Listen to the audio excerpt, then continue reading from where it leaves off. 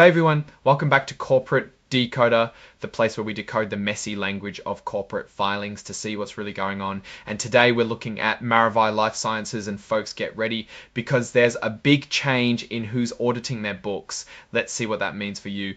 So Maravai LifeSciences is a company that's involved in some pretty important areas like making tools for scientific research and healthcare, and like any public company they have to let us know when big things happen. And today's report is all about a major shift behind the scenes, a change of their accountants.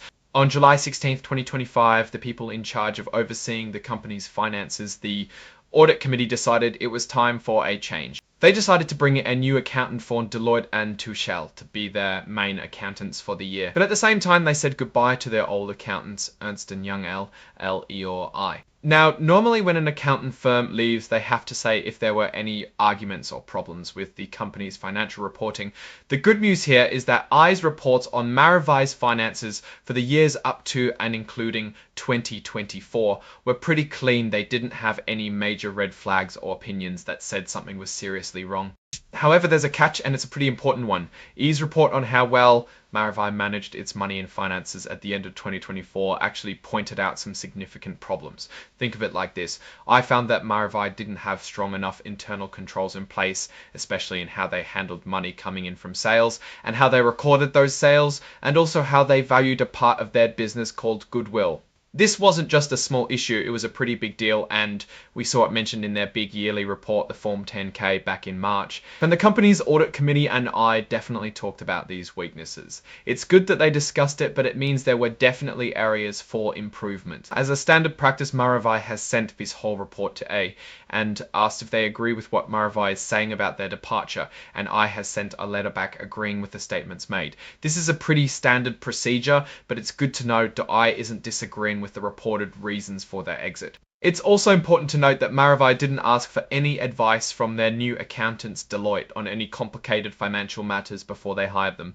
This means Deloitte is coming in fresh with no prior involvement or opinions on these kinds of issues. And that letter from I is included with this filing so you can see it yourself. This report is signed off by Rajesh Asapota, the Chief Financial Officer, which is pretty standard for these types of filings. So what does all this mean for Maravai LifeSciences? Well, on the surface, changing accountants is a normal part of business. Companies do it for all sorts of reasons, to get a fresh perspective or if fees change. But when a change comes after the old accountants A pointed out material weaknesses in how the company handles its finances, it definitely raises an eyebrow. Material weaknesses are serious red flags. They suggest that the company might not be reliably tracking its money, or that there could be errors in its financial reporting. For investors, this means you have to pay extra close attention. The fact that I's prior reports were clean, but their last report on internal controls showed problems suggests that the issues might have developed more recently, or perhaps were just coming to light. The company's new auditors, Deloitte, will now have the job of digging into these weaknesses and hopefully helping Maravai fix them. It's crucial for Maravai to show progress in strengthening their internal controls, because if these weaknesses aren't addressed, they could lead to bigger financial problems down the road, like inaccurate financial statements or even regulatory penalties.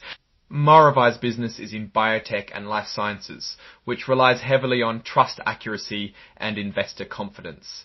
Any doubts about financial reporting can shake that confidence significantly. So while this isn't a direct financial result, it's a signal about the company's operational health and its commitment to transparency. They need to demonstrate to Deloitte and to the investing public that they are taking these audit findings seriously and are making concrete steps to improve. Looking ahead, the key thing to watch is how Deloitte's future reports assess Maravai's internal controls. Will they be improved? Will the material weaknesses be resolved? Or will new issues surface?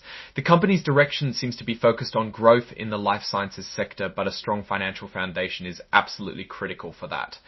Any missteps in financial management could derail their strategic goals. Overall, Maravai is navigating a period of change with its auditors and tackling known weaknesses in its financial controls. The opportunity here is for them to rebuild trust and strengthen their operations. The risk is that these weaknesses, if not properly managed, could lead to more significant problems. It's a situation that warrants close observation from investors and anyone following the life sciences industry. Alright, that's our breakdown of Maravai LifeSciences auditor change. What's your take on these numbers and what they signal for the company's company's future. Drop your thoughts in the comments. If this analysis was valuable, hitting that like button really helps, and subscribe for more deep dives. Don't forget to check out the Discord in the description. Thanks for watching. See you next time.